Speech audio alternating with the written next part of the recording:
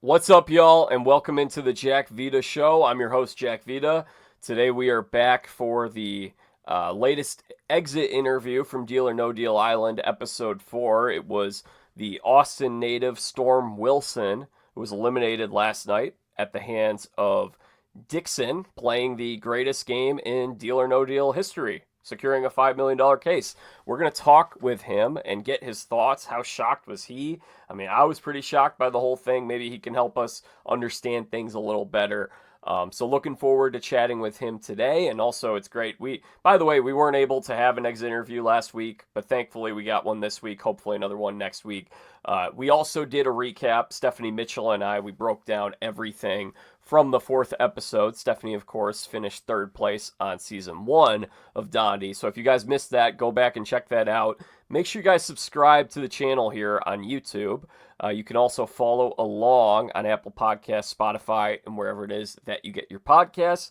For the sports fans, I have a separate sports podcast. And I just interviewed Vernon Davis, the NFL tight end who won a Super Bowl with the Denver Broncos, played with the 49ers for a really long time, 2-time Pro Bowler, 1-time All-Pro.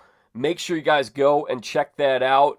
And then you can follow me on social media at Jack Vita Show. Without much further ado, let's get to our conversation today with Storm. At this time, we welcome in the 4th contestant eliminated from Deal or No Deal Island, Storm Wilson. Storm, thank you for joining me today. Yeah, thanks for having me, Jack. Wish it was better under better circumstances for you. Yeah, could be a couple better circumstances that are coming to my mind right now, but not too bad, not doing too bad. So why is it that I'm talking to you today? Because I feel like there's so much that you can help maybe shine a light on with this episode. I was very confused by it all. What happened? Yeah, no, I think a lot of people were confused by it. I don't think anybody on that island, I mean, Joe, the cast, the producers, I don't think anybody saw that coming. I mean, Dickson performed a very, very good lie and fooled everybody. So yeah, I don't exactly know what happened, especially since, most of the time I was advocating for Dickson. I was in his corner. I was trying to help him out in competitions. We had a good thing going. And then, yeah, I completely switched up last second. So you were cheering for him the whole time. It seemed like, as you mentioned, it seemed like you trusted him. It seemed like you had a good relationship. Who was your inner circle at that point in the game? Who were you working with? Who did you trust? What was the plan? So it's funny. It was pretty much our domes that we ended up getting the closest with. And I guess that's not really like surprising to a lot of people that the people you're sleeping in the same room with, you end up being the closest with. So at that time, our alliance, which was high 5, that quickly turned to high 4 because Luke got kicked off. Me, Letty, Seychel, Phillip, and then Dr. Will was sleeping in our room. We had like our reservations, but generally speaking, he trusted us more than the others just because, we'd all talked a lot more. And so we were in alliance, and we were going against the family, which at the time was David, Poverty, and Dickson, with maybe MG sneaking in there. Okay. So, did your involvement with MG, do you think that led to your demise here? Or was that just for show, really? Man, I don't think that it was a huge threat to the family or my alliance. Like, I don't think that Dickson took me out because of it. Because if you think about it, me and MG really hadn't made any huge moves, right? We weren't super big threats at the time. I think what it really just came off of to everybody was just like this innocent, cute little relationship. They're doing their thing. And what I wanted it to come off was we're just over here kind of playing Love Island, right? While all these other people are focusing on the biggest threats and allow us to just kind of slip in towards the end and then maybe win the whole thing. At least that was part of the plan. And it kind of backfired a bit, but Were you surprised at the lack of airtime that you got? So for episodes like 1 through 3, yeah, I wasn't super surprised because in those first 3 episodes, I wasn't doing a whole lot of lobbying. All right, I was safe all 3 of those rounds, and so I wasn't going up to people bugging them to try to see what they were going to do because I didn't really want to irritate anybody. I definitely played more of a social game than what the show led me to believe, but the competitions, the challenges, I was sandbagging them on purpose because people were already looking at me like, oh, you're going to be a big threat. You're going to be a big threat. And I wanted to try to get some of that attention on some of the other people. And once I found myself in an alliance, I was going to try to win for the group instead of just for myself to, again, keep some of the pressure off. So I'm not super surprised that the airtime wasn't as prevalent. Episode 4, I was pretty happy with because I do remember that episode was a big one. I'm glad they were able to show sort of me and Will coming up with that plan and unfortunately not executing it quite as perfect as we wanted to, but pretty close. Well, I've been impressed with you in just the 3.5 minutes we've talked so far. There was a lot more going on strategy wise. I mean, there's always so much that they don't show, but Mhm. I think they made you look like just kind of like some jock who's good at the competitions. Although you were, as you mentioned, you were tanking them intentionally, but people are still going to look at you as a physical threat just based off of how you look. Impressed so far that there was a lot more going on up there than they gave you credit for.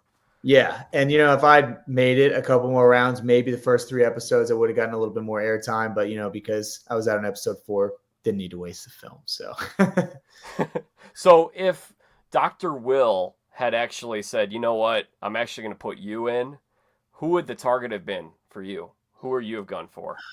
thinking about everybody, it's a great question. Actually, nobody's ever asked me that. Thinking about all the people that were in there, I think I had Seychel and no, Seychel might have been safe. I know Letty was in there. I wouldn't have taken Letty out, obviously, or anybody in my alliance. It probably would have been between CK and David because they were, in my mind, the biggest threats. Right? Nobody liked CK, so that was an easy one to take out. Wouldn't have put any blood on my hands, which is what I tried to convey to Dickson.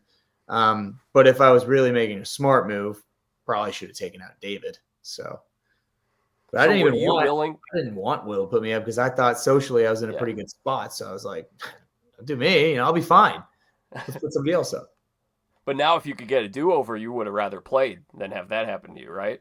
I mean, I would like to have played the banker in general just before, going home, but I have been asked this question if I would go back and change anything from that night. And I don't think I would because, for one, that was one of the greatest Deal or No Deal Island games, greatest Deal or No Deal games ever played. And two, just seeing how well it lit up Dickson, in episode 1 and 2, they kind of go through some of his hardships in life. Just seeing how well it lit him up was like a really cool thing to see. And I know it made him super happy. And yes, I had to go home afterwards and it sucked. But I mean, I don't think I could take that moment away from him. So were you willing to play ball with Dr. Will? Yeah. Yeah. And I remember I didn't even put him as a big threat because I was thinking, all right, the biggest threats in the game are the people that are probably gunning after me. And although the cameras didn't do a great job showing it, me and Will were bonding really, really well on the island. We were having a great time together. So I definitely saw him as an asset more than a threat and someone that I would want to probably do some stuff with. So you mentioned that David was someone that you may have potentially targeted. Do you think that with Dickson, it was his idea to come after you, or do you think that a seed was planted by his mom and his dad? Currently, at this time, I don't think Dickson went into Temple thinking that he was going to take me out. I think he was always planning on taking CK out. I don't think he expected to play that good of a game or feel that high that he had once he did win that $5 million. I think as soon as he won it, that was when he decided, hey, I'm going to do something big and I'm going to start a war with that alliance and I'm going to kick Storm out.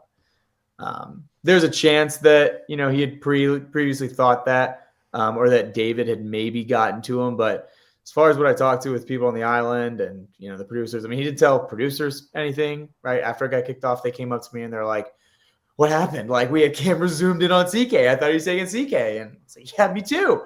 So yeah, I don't know. I think he just kind of came up with that last second and it just happened. What's the plan going forward if Dickson ends up losing that game? What happens next for you? What's the move? Well, that would have meant that everything happened generally as according to plan, right? Dixon was more collateral damage. I didn't have anything against him. We wanted CK out just because it was a good target. Wouldn't have put any blood on our hands and started anything with the family. But if Dickson had lost, I think that's when our alliances were starting to really solidify. Like things were starting to become pretty apparent who was working together. And then, the second kind of phase of my plan was going to start, which was to try to actually win these competitions and work with my alliance to go to the very end. You mentioned CK being the target. Were you able to sense that she was coming? Was it super obvious that she was coming for all the guys? It started to become a little bit more evident that she certainly couldn't be trusted. Right, she had been kind of lying a little bit to some of the people in the cast, and which isn't exactly seen yet on camera. She's starting to kind of turn into a villain with that lying, and she's starting to unravel a little bit. So, and she's not with Will. And at this time, we're not necessarily with Will, but we're not super against him either. Like, we don't know if we trust him, but he's sleeping in our dome. He's with us. We need a fifth person for high five because Luke's gone. So we're starting to kind of float the idea of him being in there. And, he's pretty open and honest with us about his plans and his intentions. So he's working his way in. So if he doesn't like her, it's not going to affect us in a negative way. It's not going to affect the family. We should go after her. How much reality TV had you watched? Did you know who any of these people were? So I'd watched a little bit of Big Brother because before Deal or No Deal Island, I was interviewing for Big Brother, and I ended up getting one of the final rounds. And then they went with my friend MJ, and she almost won the whole thing.